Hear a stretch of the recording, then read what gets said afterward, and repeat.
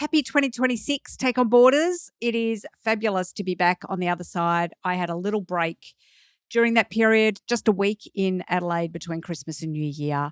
Lots of beautiful walks along the Torrens River, catching up with a few of the Take On Board community and just having a bit of a relax, really. So as you know, one of the things I often do during the break is just reflect a little bit more on my RSVP statement.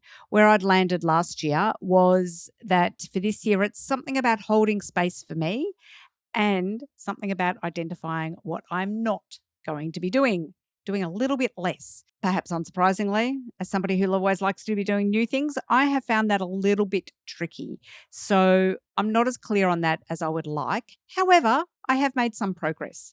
In all honesty, it was actually going to be about Take On Board and the podcast, and I was going to drop it back to fortnightly. However, I've decided to hold off on that for at least a little while. So here's the plan for 2026. I am going to alternate between doing the, more standard interviews, and then each second week, we will do a shorter solo episode. So you'll just hear from me about just something that's going on in the governance world. Today, we're going to be talking about the Governance Outlook 2026 report from the Diligent Institute, the Governance Institute, and the Singapore Institute of Directors. I'll come to that in a minute. So this is just a bit of an experiment. As always, I would love your feedback on how you find the new rhythm and, how it works for you. And I'll let you know how it works for me as well. That also means that the weekly Take On Board times will move to fortnightly, and it will cover 2 episodes, an interview episode and one of the solo episodes. There is some other things that I'm working on about doing my less is more or letting go of something. There are a couple of things, but I'm just going to hold my cards close to the chest for the moment because I'll work on them and just see where things land. The other thing I should update you from my RSVP is that I have booked to do the Larapinta this year. Larapinta end to end, it's a 14-day hike, so I am going to do quite a bit of work to get myself ready for that, and that'll happen in June. Hooray! Cannot wait. The other thing I should update you on, and this is so not doing one thing less, but you will remember last year I committed to doing a Take On Board retreat, and you probably noticed I didn't do it. It is more likely to happen this year. I've done some really good thinking about that. It is likely to be over the Cup weekend in Victoria, so the first weekend in November. It is likely to be somewhere in regional Victoria. I'm still finalising venues. And it is likely to focus on chairs of boards, chairs of committees, and, people who have had that experience. You might not currently be, but you must have had that experience. You might remember that a couple of years ago, I facilitated a wellbeing in the boardroom program, and likewise, that was limited to chairs of boards and chairs of committees. In the future, there might be a broader one, but that's where I think it's going to land for this year. Watch this space.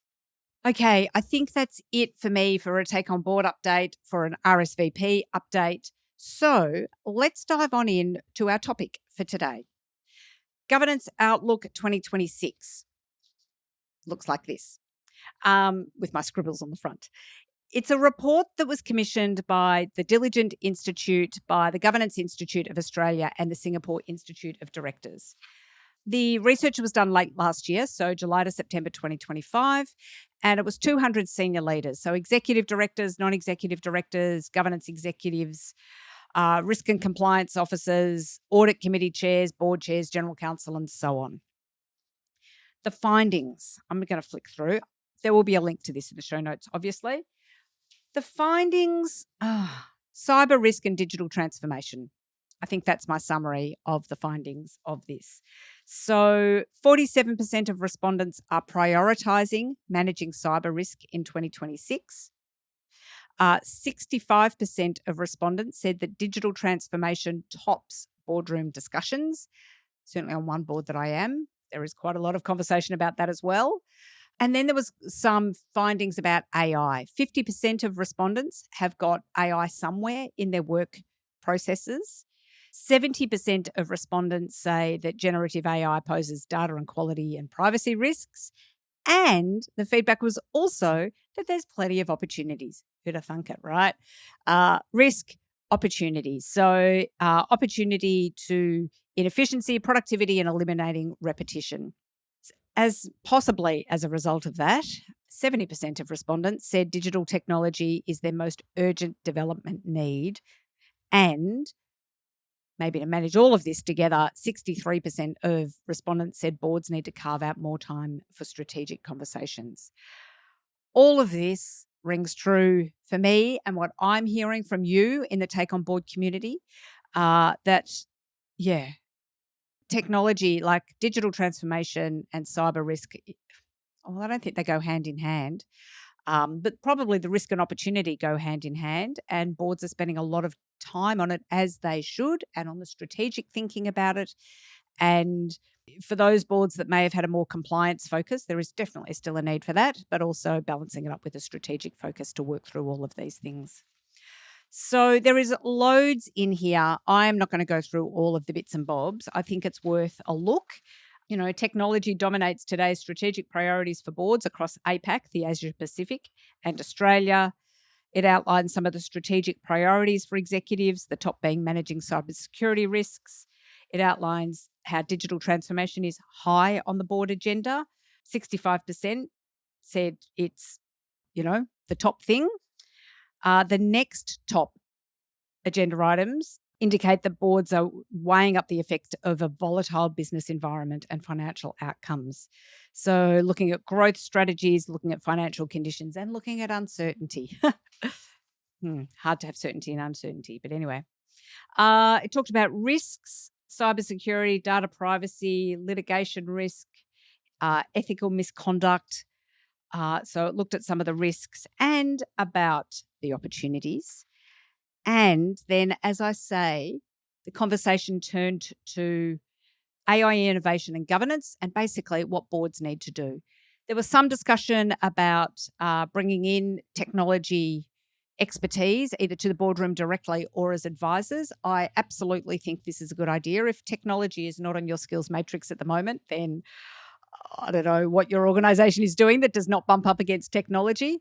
However, I also think it is incumbent on all of us. I am far from a tech expert, but I need to learn about it. If I'm going to be in the boardroom in the future, I need to have enough of an understanding that I can participate in some of those conversations about it. I loved this quote in the report. The report reveals a gap between AI enthusiasm and AI oversight. AI adoption is advancing faster than the mechanisms to govern it. So again, this is, yes, you need to bring in expertise, but yes, you need to understand it at least a little yourselves. It says, while 57% of respondents have incorporated AI into their work processes, somewhat smaller numbers have matched adoption with accountability measures.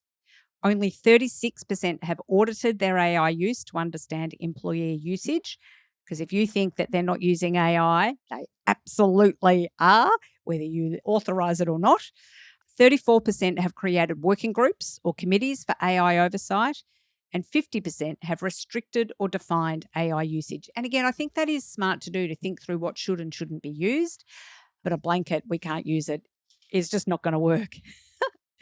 Just perhaps ask the under 16s about the social media ban. It has an impact. It absolutely has an impact.